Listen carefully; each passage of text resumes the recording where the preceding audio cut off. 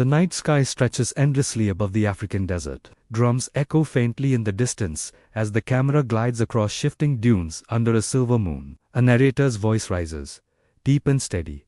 Long before Europe built castles, long before America was discovered, mighty African kingdoms thrived. Kingdoms so powerful, so wealthy, that they shaped the very world we live in today. Yet history tried to erase them. Tonight, their voices return. Quick flashes appear, gold dust spilling from a hand, proud African kings walking in royal processions, and modern African students, in sharp suits and elegant gowns, staring in awe as history books open in their hands. The hook is set, the journey begins. Morning breaks over a bustling African city. Tall glass buildings cast shadows across a wide plaza where stylishly dressed young Africans walk with confidence. A young historian, Amahal, gathers her students beneath a massive mural painted with the faces of forgotten kings and queens. Her modern gown flows gently as she gestures toward the mural. Today, we travel back in time, she announces. Her voice soft yet commanding. We will discover the forgotten African kingdoms that shaped the world. And once you hear their stories, you will never look at history the same way again. Her students lean forward, eager, curiosity glowing in their eyes. The first stop is the kingdom of Kush. Golden sunlight reflects off the Nile River. Ancient temples rising, their stones glowing with power. The narrator explains. Before Egypt claimed glory, the Kushites built their own empire. They ruled not only with military strength but with art, architecture, and language. Their pyramids still stand today, whispering secrets of greatness. A modern black African actor, dressed in a royal-inspired black suit embroidered with gold, portrays King Pi. His voice is steady as he declares to his people, "We are not Egypt's shadow, we are Kush, builders of stone, rulers of land, guardians of our people." Drums rise in the background. The classroom erupts in applause as Amahal nods proudly. Kush proves Africa was never silent. She says, it spoke through stone, through legacy, through power that still echoes. The screen shifts to the empire of Ghana, known as the Land of Gold. Golden sands stretch across the horizon as caravans of traders move across the desert, camels loaded with treasure. A modern businessman in a navy blue suit holds up a shining coin, symbolizing Ghana's wealth that once connected Africa to the entire world. The narrator continues. Centuries before Europe dreamed of riches, Ghana's kings controlled rivers of gold and trade routes that stretched across continents. In a majestic royal court scene, King Kayamagan, played by a tall African man in a ceremonial suit trimmed with gold, lifts his staff high. No kingdom prospers by greed alone, he declares. Trade must be fair, justice must be firm, and only then will gold shine brighter than the sun. In the classroom, a student whispers, they had justice systems, like modern governments. Amahali smiles. Yes. These kingdoms weren't only rich, they were wise. The camera pans across a glowing map of West Africa. Bold letters appear. The Mali Empire. The drumbeat grows louder. Then came Mali, the narrator announces. And with Mali came the richest man the world has ever known. Mansa Musa, a modern African businessman in a tailored black suit, walks confidently through a financial district, golden dust sparkling in the air around him. In 1324, the narrator explains, Mansa Musa's pilgrimage to Mecca shook the world. He carried so much gold that markets collapsed. But his true legacy was not wealth, it was knowledge. The scene shifts. Mansa Musa stands before a futuristic African library, blending ancient beauty with modern glass towers. His voice is firm. Gold fades, knowledge lasts forever. Our children must learn, so Africa will never be forgotten. In the classroom, students gasp. One boy whispers, he sounds like the father of education in Africa. Amahal nods, her pride shining dot from Mali. The story flows into the kingdom of Benin. The screen bursts alive with drums and bronze sculptures glowing in firelight. Modern African artists work in studios, carving and painting. While Europe struggled in darkness, the narrator explains, the kingdom of Benin flourished with art and order. Its bronze masterpieces still astonished the world. Its walls stretched for miles, longer even than the Great Wall of China. King Oba appears, portrayed by a regal black African man in a royal suit of deep red and gold. He raises his hand, his voice powerful. A kingdom without beauty is a kingdom without soul. Let art remind us who we are. In the classroom, students sketch Benin bronzes in their notebooks, inspired.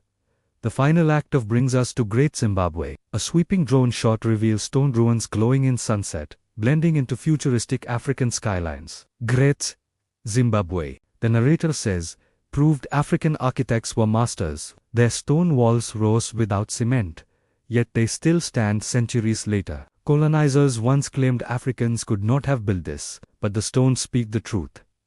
Modern African engineers appear at the ruins, dressed in sleek black jackets, studying blueprints on digital tablets. One whispers in awe. They built without cement, and their walls still stand. That is mastery. Amahul faces her students, her voice filled with pride, and that mastery is in your DNA. Never let anyone tell you Africa had no history. These kingdoms prove otherwise. The music deepens. The classroom grows quiet. A young student, eyes misty, rises and asks, "Why didn't we learn this in school? Why was it hidden?" Amahal walks over, placing a gentle hand on her shoulder. "Because some stories were buried, but we are here to unearth them." Her words echo as the screen fades to black, golden letters shining. Forgotten African kingdoms that shaped the world. The narrator closes with power. From Kush to Ghana, from Mali to Benin, from Zimbabwe to beyond, these forgotten African kingdoms shaped the world. Their wisdom, their wealth, their vision, live on in every African heartbeat today. The world may have forgotten them, but Africa remembers, and when Africa remembers, the world must listen. The screen fades in with a slow shot of a sunrise, rising over Africa's mountains. The narrator's voice returns, deep and commanding. We uncovered Kush, Ghana, Mali, Benin, and great Zimbabwe kingdoms that carried wealth, wisdom, and unmatched vision. But Africa's history does not end there. More kingdoms rose, carrying power and glory that changed the destiny of the world. And today, their voices call to us again. The classroom reappears. Amahal stands before her students, now joined by more young men and women, all in modern attire, their notebooks filled with notes from the last lecture. "You've seen what we began," she says firmly. "But the story continues. Let us explore even deeper." Her words carry energy, and the students lean in, ready for more. The scene transitions to the kingdom of Aksum, one of Africa's greatest ancient powers. The camera glides over stone obelisks and ancient churches carved into rock, before shifting into a bustling modern African city filled with vibrant people in sharp suits and flowing gowns. The narrator explains, Aksum in present-day Ethiopia was once among the world's most powerful kingdoms. It traded with Rome, India, and Arabia. It became a center of faith, where Christianity flourished long before Europe embraced it. A modern actor portrays King Azana, dressed in a dark suit accented with silver, standing on a balcony overlooking a city skyline. He speaks with conviction. Our faith is not weakness, it is strength. With it, we build bridges, not walls. Back in the classroom, a student raises her hand. So Africa was shaping religion to Amale smiles. Yes. Faith and trade together made Aksum a beacon for centuries.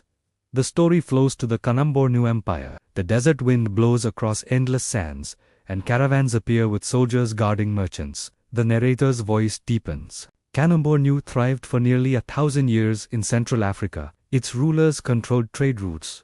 Its cavalry struck fear in enemies, and its scholars preserved knowledge that inspired generations. The scene shifts to a modern military academy in Africa. Young cadets in sleek uniforms march proudly. Their commander, a tall black African officer in a decorated suit, addresses them. Strength without wisdom collapses. But strength with vision lasts for centuries.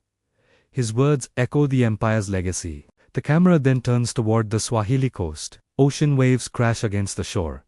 White sails fill the horizon. The narrator explains. Along Africa's eastern coast, the Swahili kingdoms flourished.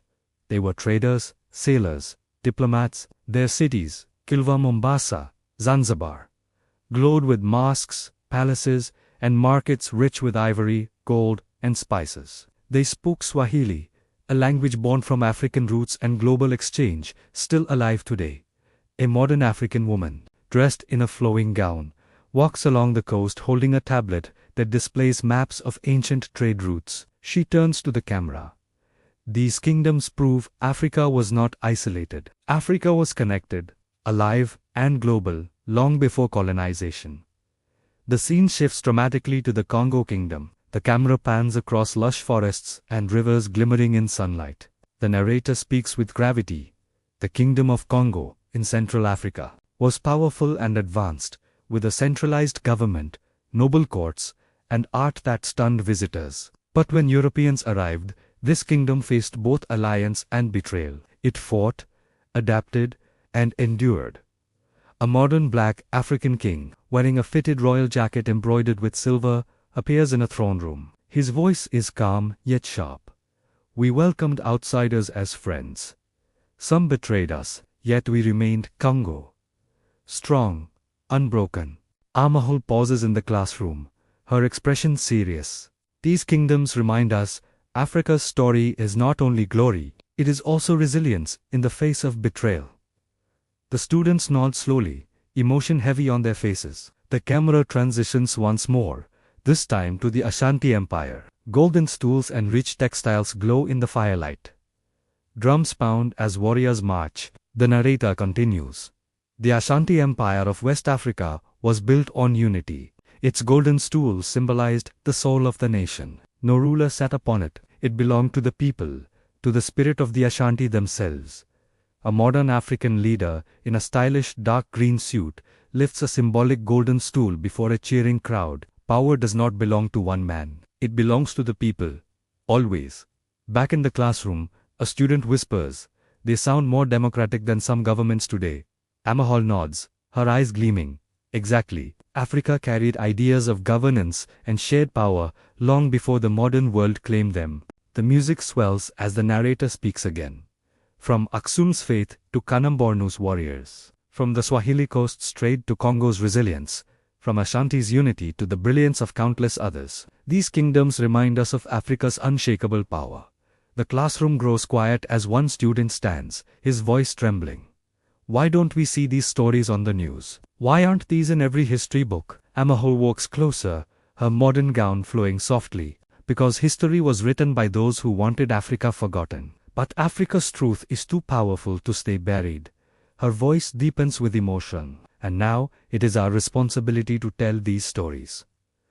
The screen fills with a powerful montage. Young African scientists in labs, entrepreneurs in business centers, artists in studios, children in classrooms. Their modern faces reflect the legacy of the kingdoms before them. The narrator's voice grows strong, almost thunderous. The forgotten African kingdoms shaped the world. Through trade, through art, through faith, through resilience. Their wisdom flows in Africa's blood today. And when Africa remembers, the world must listen. Golden text glows across the screen. The story is not over. Amahal faces the camera directly, her tone urgent and inspiring. If these stories moved you, share them. Let the world know Africa's history is alive, powerful, and unforgettable. Comment your thoughts, subscribe for more, and join us in uncovering the truth that history tried to bury. Together, we bring Africa's voice back to the world. The screen fades to black with final golden words. Africa remembers.